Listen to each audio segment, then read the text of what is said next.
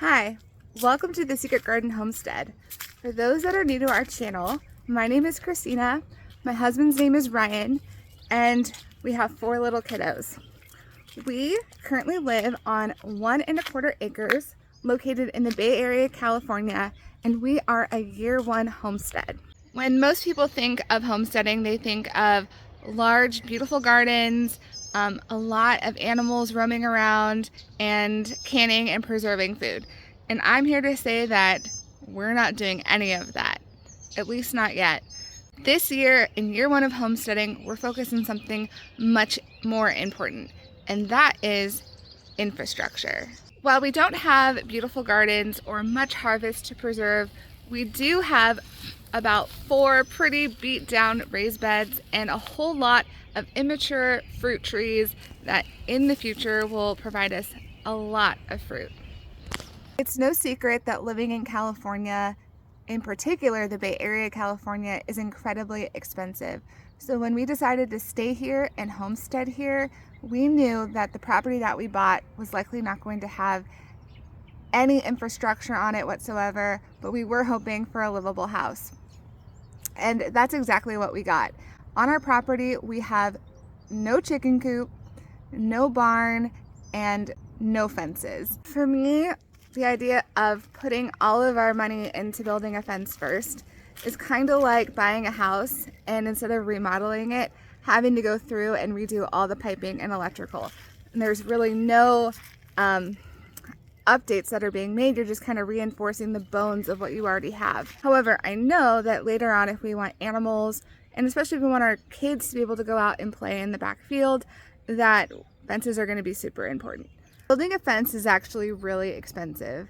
Between the wood that's needed for the fence and then the actual labor to put up the fence, it could be a very costly expense without really moving the needle on some of the homestead needs that we have, like a chicken coop or a barn or fruit trees.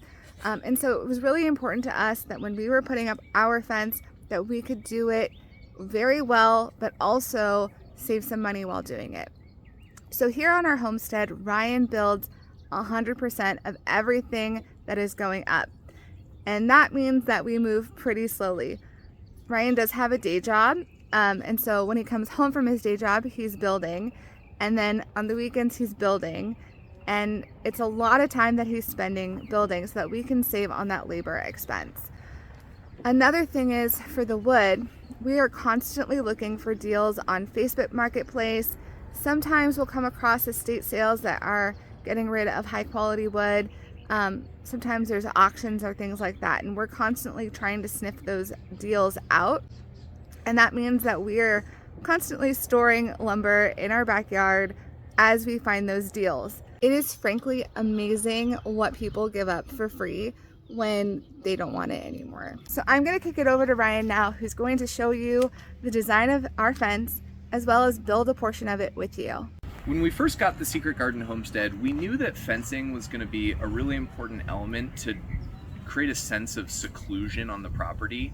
We knew that we wanted fences that were going to be tall, something that was going to be beautiful, and something that was going to stand the test of time. So this is the design we've gone for. We really like it. It's about a 7 to 8 foot fence. We've got a foot of ground contact, about 5 foot of redwood fencing, and then about 18 inches on top of privacy lattice. And this is just an aesthetic that we think is really nice to sort of meet the criteria we're looking for on the property. With the foot of ground contact, depending on where we're at on the property, it could look different. This fence right here is backing up to a chicken coop, so we'll have a whole separate video on that where you can see exactly how we built the chicken coop. And in this sense, we actually have a concrete footer that goes all around the border of the chicken coop. These are 8-inch concrete blocks with a 4-inch 2x4 sitting on top of it. When we're doing the perimeter fencing with our neighbors, we're going to use like a 2x12 and have like a mud sill. So the product that's sitting on the bottom is going to depend on where we're at in the property, but we're going to keep this redwood fencing and privacy lattice consistent throughout the entire property. I did a lot of research on different ways to build a fence that meets the criteria that we talked about, really focused on efficiency given the amount of fence that we have to build. And this is a really elegant, simple design. You've seen other people on YouTube doing it, and I really like this approach. We basically start with a 2x4 on top of our ground contact. So again, we have 12 inches of ground contact. We have a grooved 2x4 that sits horizontally on top of that. 2x4 vertically on top. And then as we stick the pickets in, we just put the pickets in the groove, and then we're just gonna nail these in all the way across. We then have a top cap that we put on top of this to hold this in place. That shelf is the shelf that the privacy lattice is gonna sit on. And then we groove a 2x4 that sits on top of the privacy lattice, holding it in place. These 8-foot sections should take less than an hour to build. And given the fact that we're gonna have over 100 of these, that's important for us. Part of this project too, we're also focused on cost. Really the only thing new that we wanna make sure that we get new are the posts. That's not something that we wanna skimp on, because obviously you're digging a hole, you're putting the posts in the ground. To build a 7 to 8 foot fence, you're talking about 10-foot 4x4s that are anywhere between 2.5 and 3 foot deep. The rest of it we really tried to get used. The two biggest places are people who are doing fence teardowns, so a lot of the pickets are coming from old fences. These 5-foot fence posts are mostly good on old fences that are torn down, where you see a lot of the wood rot is just at the bottom. It's like the bottom 2 inches. And so I'll just rip 2 inches off the bottom of these pickets on the compound miter saw, and these things are gonna go another 20, 30 years. And then on all the cross 2x4s, we've scoured Craigslist. Anytime we can find any kind of redwood or cedar, I'll go and pick it up.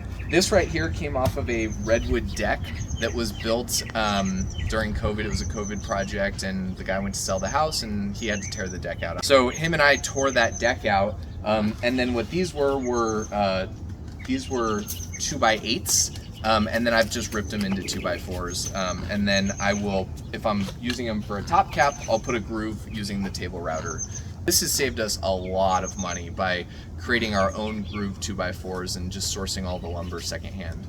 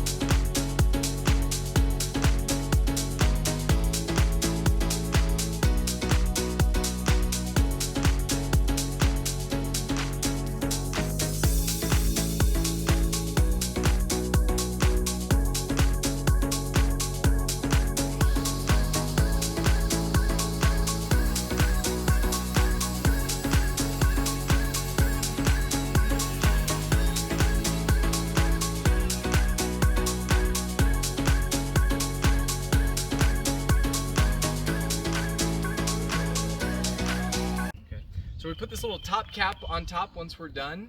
That's gonna secure these in place because they're just tacked in with the little 1-inch nails. So this will be like the real thing that kind of keeps them in place. And then I'm gonna screw this in from the back so that you aren't gonna see any screw heads on the front.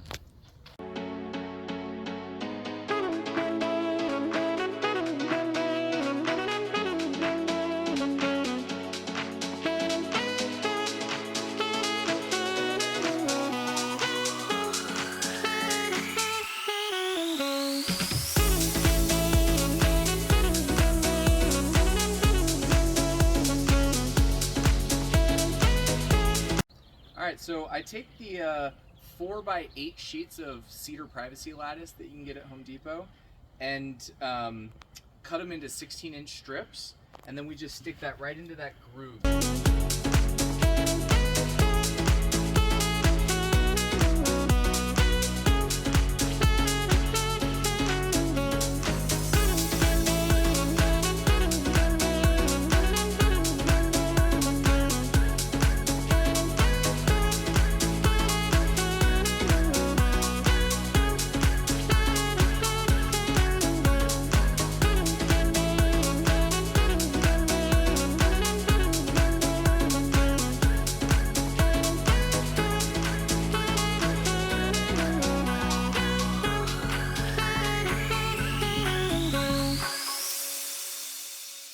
that wraps it up. The privacy lattice we did have to buy new. It's been something that's really hard to find used in secondhand.